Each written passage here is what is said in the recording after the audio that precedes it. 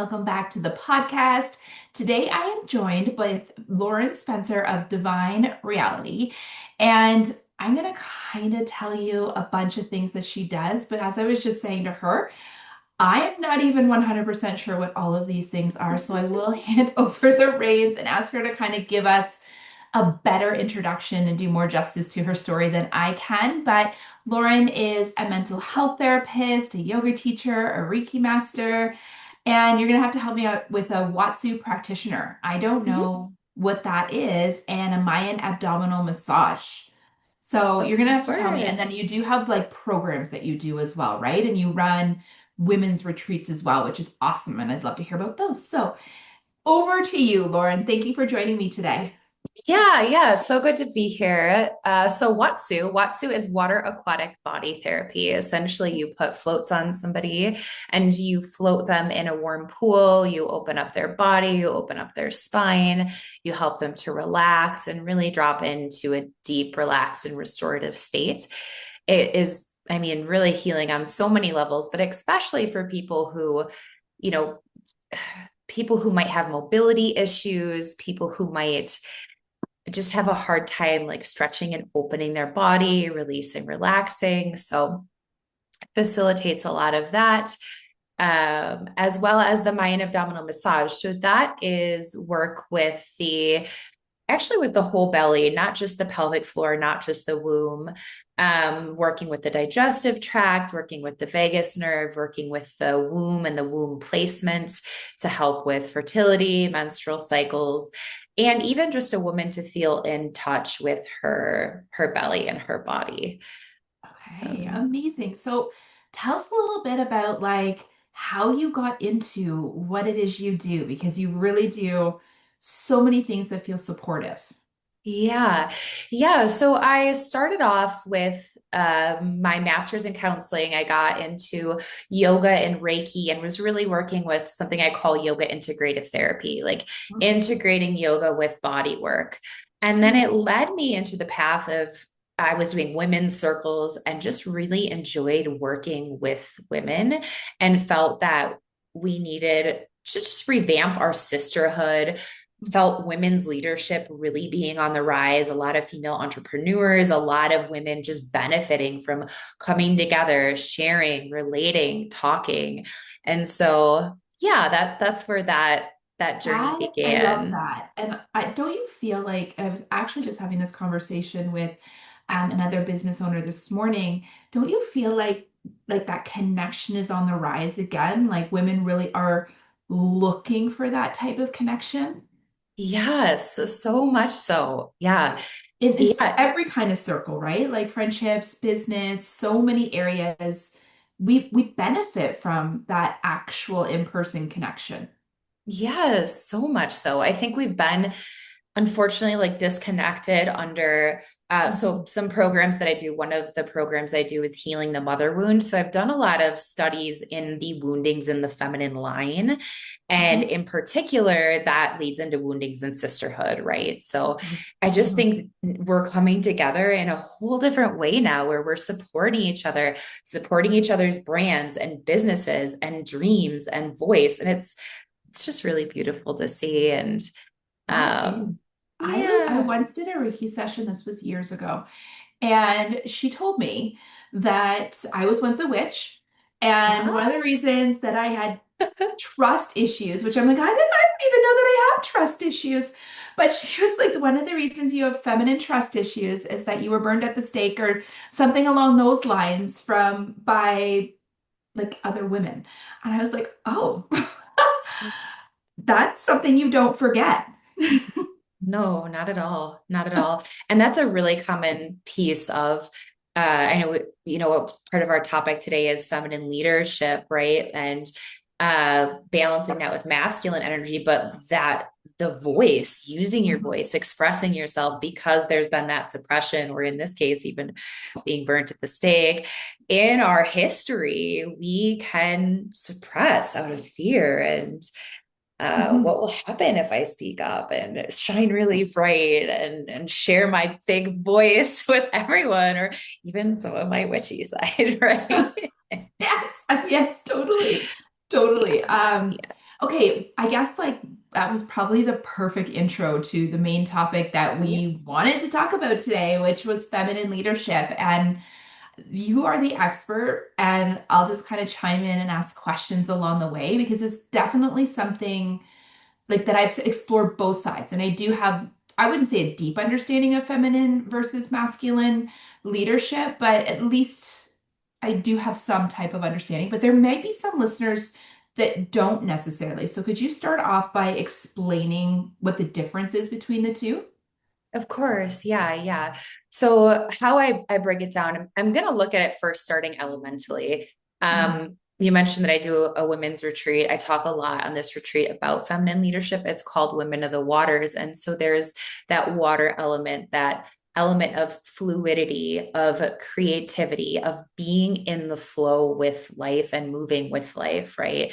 And remaining open to our creative flow, right? And really tapping into that. I feel like there's a huge element of feminine leadership in this and this portion and this side of it, right? Is trusting yourself, trusting what comes through, trusting your creative vision and what might pop in one day is just like a picture in your mind. And then how are you going to put it outside of yourself and create it and market it and sell it, right? Is that what some people would consider just kind of like that gut instinct? Yes, Like yes. that, I don't know, it's not Yeah. a voice for me, but it's like, I don't know how to describe it other than a knowing, like, or a Yeah. nudge or an idea. Like, Yeah. but I get a feeling around ideas, right? Where I'm like, oh, like that's one. But if I don't act on it quickly, that feeling evaporates. Does that make any hmm sense? It does make sense to me. I think timing is a huge part and aspect of it. It's funny, I just had a creative idea drop in recently and I was like, oh, feeling blocks. How do I implement it? How do I get going with it? I'm going to stall and put it off to the side. Then everything I needed came in and I was like, okay, yes. Just what you're talking about now. Don't put it off to the side, act on it. And that's part of Yeah. that masculine structure, I think, is like Mm-hmm. the action, the fire element, the Mm-hmm. manifestation, the putting it out there, the following through, right? It's like we need that balance, that structure, that system, that wisdom behind it to really, really push it forward and to get really serious about it, Yeah. right? Yeah, that makes so much sense. I think that for me personally, I'm probably have more masculine energy in my body, meaning like I'm a to-do list person and pretty regimented, etc. So when I started learning about that feminine energy piece, it was about learning just to listen to myself and trust those ideas and to almost take those ideas and build a masculine structure around it, if that makes sense.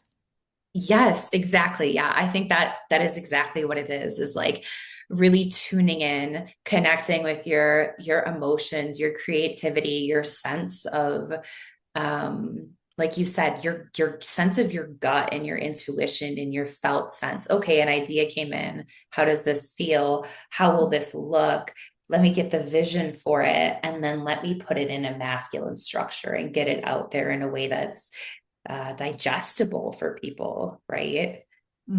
So how do you teach this? Like how do you Yeah. uh, right? Like because I would imagine, and I think people struggle more with the feminine energy because the feminine energy relies on more trust, whereas the masculine energy it relies on structure, which Mm. structure is easy for us to get behind because we can see almost like proof in structure.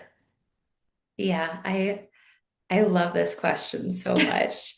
Well, the water element in general, like, is I would describe the feminine aspect of it as almost a little mysterious, right? Mhm. It's kind of like we're working with the void. We're working with something before it comes in the physical and before it's actually created. And we have a really hard time trusting things that Mhm. aren't, like you said, physically in front of us. And so you Mhm. do have to gain a sense of trust, faith, and especially when we're working with Watsu, like you're trusting me to float you with your eyes closed in the water, right? Mhm. Like that's a very much an act of surrender and dropping into deep relaxation and connecting with your body and with yourself, which is essential for those creative downloads, those visions, those messages to come in. So there is some nervous system work like relaxation, connecting with your body. There's some yoga for that. The Mayan abdominal massage is great for that. Connecting with your womb, your creative center, right? So Mhm. I work with it on levels of embodiment. I also do, I was trained in Odissi dance, which is an Indian dance, Indian classical dance, but they tell stories with the god and the goddess. So there is this beautiful structure there. So I created a little dance flow too of like moving with the feminine energy, moving your body gracefully, and then moving into like the masculine structure. So I invite people to get like this in their body. And then I do some like leadership workshops, like more concrete things, more. So how do we show up masculine in it, that masculine structural sense? And how do we show up in the feminine non-structural sense, right?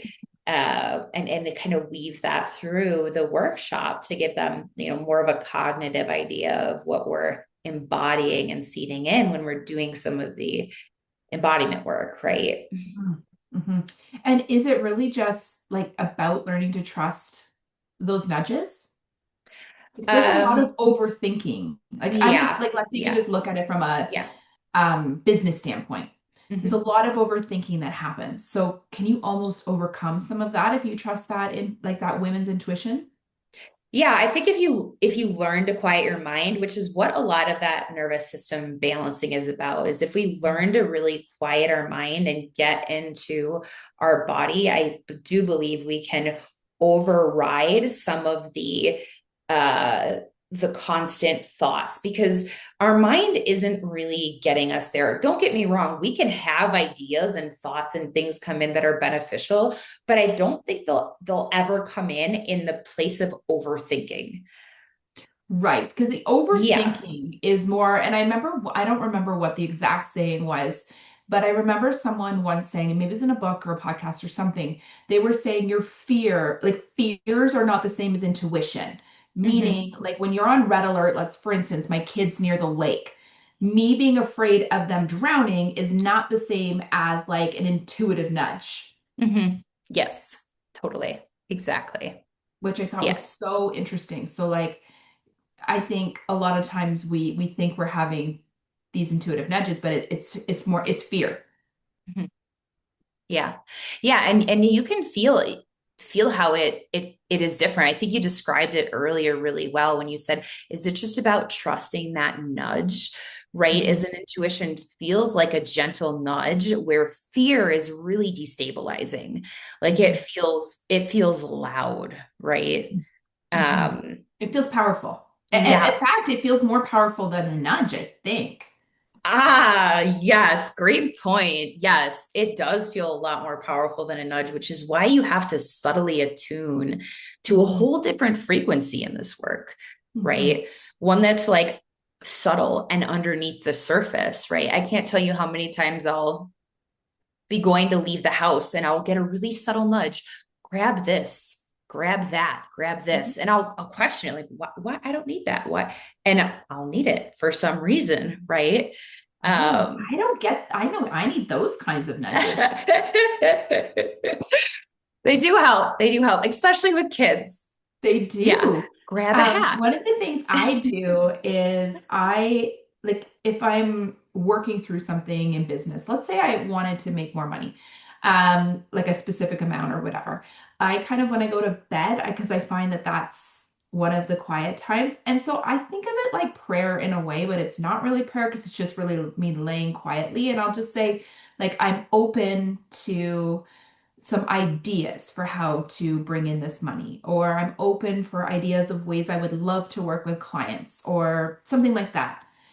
Is this in your world? Like, does that make sense? Yes, that does. That to me, that's working with the void, right? You're working with something before it's physically created. You're putting it out there. You're planting the seed Hmm. for something that hasn't quite gone into the physical yet. So, yes, definitely like being open, right, is part of that.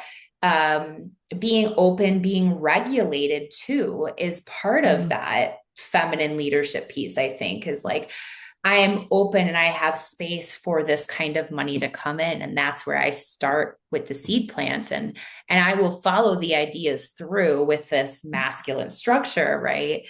So yes, I love that. I love that you do that in the evenings. And that's such a great way to just to set yourself up for success. Yeah, I kind of couple it with like some gratitude, but it's just all in my head. Like there's no journal or anything. It's just, and I never don't fall asleep when I'm doing it, Mhm. right? Because I've relaxed. Yeah. Yeah. Yeah. And I think it's so good too to drift off into our dream space on that note, right? Mhm. Well, our brains are really powerful, right? Oh Are yeah. really Yeah. powerful if we give them a challenge. Hmm. Yeah. Very, very powerful. Yeah. Um, And I think there's something to that too of like, rewiring the brain for how do we deal with challenges? And if we remain open and we ask questions and we remain curious, mhm. I think we're so much better off than like we were talking about previously with fear. Oh my gosh, a challenge. Oh my gosh, what do I do? Oh my gosh, how is this gonna happen? How am I gonna figure this out? Right. Right. And really, it's no different from when you tell your husband something that you're struggling with, they automatically want to fix it. Where you Hmm. didn't necessarily ask for them to fix it, you just asked for them to listen. Hmm. Isn't that funny? Never thought about it Yeah, that way. yeah, totally. Yeah. And I think you're describing some difference between the masculine and feminine structure in that, right? Is like Mhm. So do men have feminine something. energy as well, though? I mean, if they develop it, I Okay. think it's harder for men to develop it. Well, I shouldn't say as much so now, but personally, I feel like societally, when we look at how men are raised and the reinforcement they receive, I think it's harder for them to develop that feminine structure unless it's really, you know, uh, there's Like an nurtured? example. It's Yeah. nurtured. Yeah. It's really nurtured in them. There's an example of it for them. And it isn't really strong programming of, well, you're the man, you need to be strong and structured and disciplined, right? Because you just brought up the greatest point is some things are you can't do something about everything. No, no, you really can't. And sometimes we don't want to, we don't need to.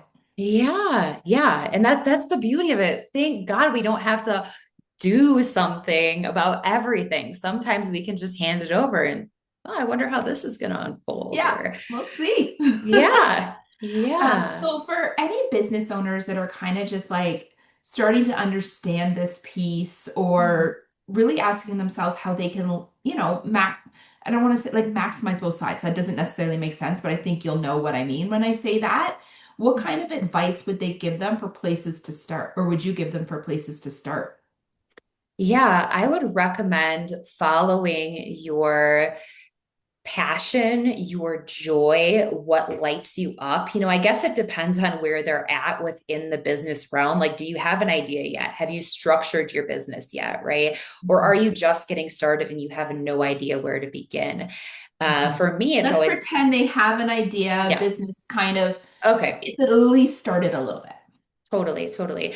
Yeah. I would sit with really laying the basics of like, what is the vision? Maybe making a vision board. What is the color theme? What is your logo? What is the like getting the basics and the vision down first and then start implementing? Okay, what are you going to create?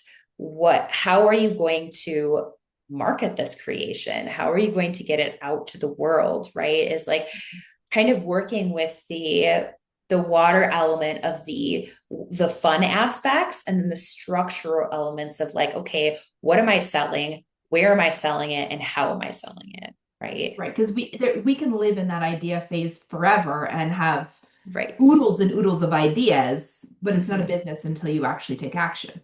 And that's another really hard thing I think entrepreneurs struggle with, or would I feel like people are starting to get going, is I have so many ideas. What do I do? And that to me is the product of overthinking. Hmm. Is like if you have all these ideas and you can't pick one, Hmm. there's not enough movement. Like from the, Yeah, sometimes I think we use ideas and planning as almost like a procrastination tool. yeah. Oh, that's a, yeah, yeah, totally. I could see that too. That's a great point, is like, well, if I think of too many things, then it's just like, well, now I can't move forward because I have Yeah, too or I many need to do ideas. this, this, and this, and this, and this before I'm able to move forward on that.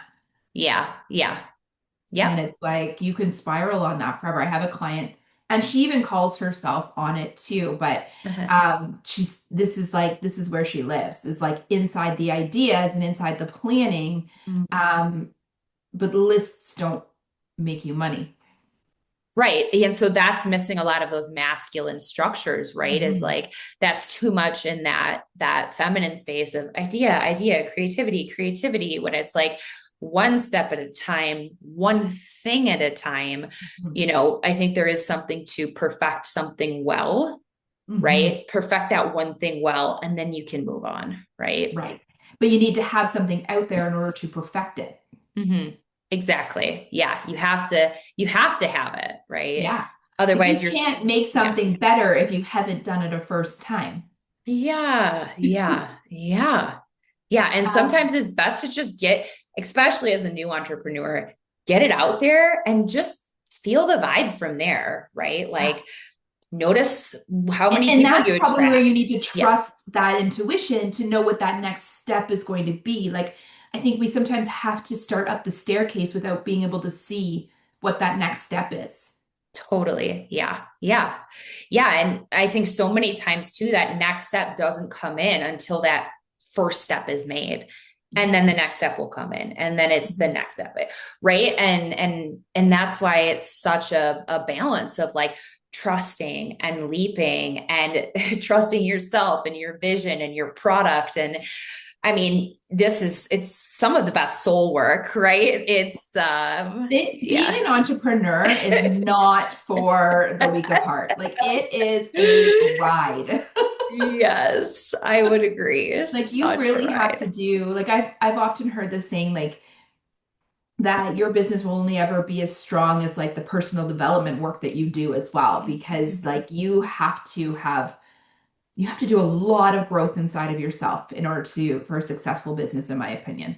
Yeah. And a lot of times too, when you hit new levels, you'll be asked to do more growth, Yeah. which is harder. Like, you might be asked to leave relationships, leave Hmm. jobs, leave people, set boundaries. Hmm. Um, And just when you think that like that new level will give you that level of confidence that you so desire, what you realize is that that new level will actually demand you to take yourself to that next mm, level, right? Like that more mhm. insecurities come into play, a little more overthinking. And I don't know if we ever step outside that, imposter syndrome, etc. Yeah, yeah. I would say you're right. I would say it just comes in a different way, like you said, at a Hmm. different level, and especially right before you hit that new level, right? Hmm. It's like, Do you think that for women, this is just like a personal question, because I do notice that I'm different throughout the months. The month, mhm. do you think there's a certain element of that that's connected to like our hormones and our cycles? Yeah, there's a lot of women who do work around this where they won't launch if they're on their cycle. Hmm. They So I do will, find like there are definitely weeks in the month where I'm like, why are you stewing on this, Lori? You do not normally like, I don't normally sit in one place. yeah, yeah, totally. So I typically, specifically with the Mayan abdominal massage work, I'll also sometimes do like menstrual cycle health education. And uh one of my mentors has taught me to look at it as different seasons. I don't know if you've ever seen that before, but like our cycle is our inner winter. So it's a time of Oh. going within, journaling, getting clear on our feelings, getting clear on um, kind of what we experienced from the month before. Like it's our opportunity to release everything that we're carrying. So, more second guessing yourself, heightened emotions, heightened feelings are just going to come up around cycle time, which, might not be the time to push things out, to Hmm. be in that really kind of like solar masculine energy. It Mhm. might be a time But there's of definitely a week where I'm like superhuman. yeah, I wish it yes, was like that all totally. the time. Right. Yes. Yeah. Um, but then I think this is where we talk about, how we've talked about the differences in both these structures, and is is the times we're not superhuman, more of those feminine, creative, daydreaming ideas They kind all of have a space. place, I guess. Yeah, yeah, they all have a place. Yeah. Yeah. I would love it if you would tell us a little bit more about your retreats as kind of a way to wrap up our episode, because I'm sure they're Of course. amazing. Of course, yes, thank you. So, I host a retreat called Women of the Waters. This is going to be the fourth year of this retreat. And this year we are going to Moorea, a little island off Tahiti, and we're going to swim with the humpback whales there. Super Wow. excited for that. We go somewhere different every year. Actually, I'm always guided by a particular animal, and then I follow that thread to where we're going. In January, it was the toucan, and we went to Costa Rica to a beautiful little hot springs eco retreat center. Wow. Yeah, yeah. So that's going to be 2027, November 6th through the 14th, and we have 3 spots left for this one. Okay. Yeah, Amazing. That sounds yeah. incredible. So, where can people find you if they want to learn more about all of the things? Of course. Yeah, they can check out my website, divinereality.net, or they can find me on Instagram, divine underscore reality. And I post all my offerings and all my things on there. And then, yeah, you can find everything on my website too. Amazing. Thank you so much for doing this with me today. Yeah, it was great to talk with you. This is such a juicy topic. It really is. Uh-huh.